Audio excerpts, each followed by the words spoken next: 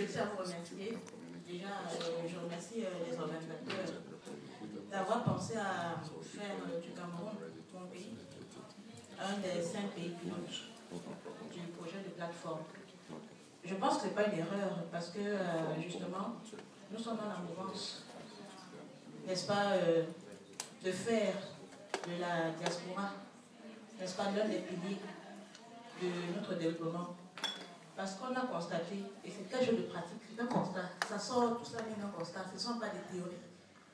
C'est que, en dehors des recettes d'exportation, en dehors de l'aide publique au développement, en dehors des investissements directs étrangers, les transferts de la diaspora jouent un rôle dans, n'est-ce pas, dans l'économie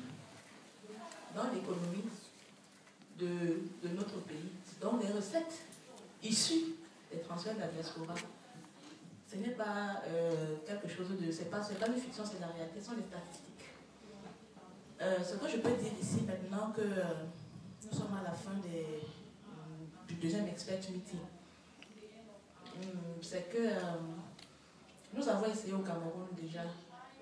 Je ne dis pas qu'on a de l'avance ou bien que par rapport à d'autres pays africains, c'est de prendre les questions, les problématiques qui touchent la diaspora, c'est d'essayer de les gérer à un niveau institutionnel approprié.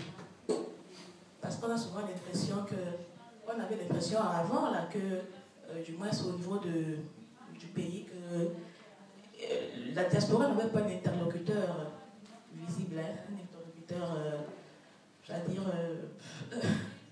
oui. Donc, j'ai essayé dans mon exposé de le faire ressortir, la prise en charge institutionnelle à un niveau approprié des questions.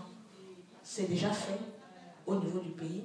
Et maintenant, l'une des autres voies dans lesquelles le gouvernement camerounais aujourd'hui se lance et travaille, c'est la structuration de la diaspora. Naturellement, on ne peut pas faire chose à la place de la diaspora qui est libre de faire ce qu'elle veut et qui doit prendre ses responsabilités.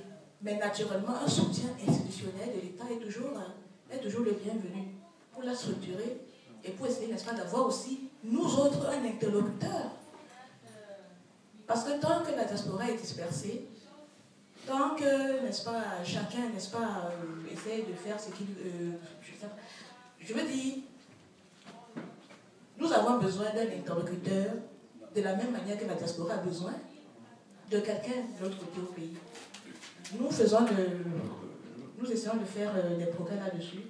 Et ce que je peux peut-être dire en conclusion, c'est que le fait que je sois présente ici au nom du gouvernement camerounais n'est pas un hasard. Ce n'est pas un hasard. Je ne suis pas sûre que si on avait corrigé le gouvernement camerounais à ce genre d'assises il y a peut-être 5 ou 10 ans, j'aurais été là. Mais la présence du gouvernement, c'est le gouvernement qui est présent ici, montre que vous avez déjà une oreille, la plateforme a une oreille attentive.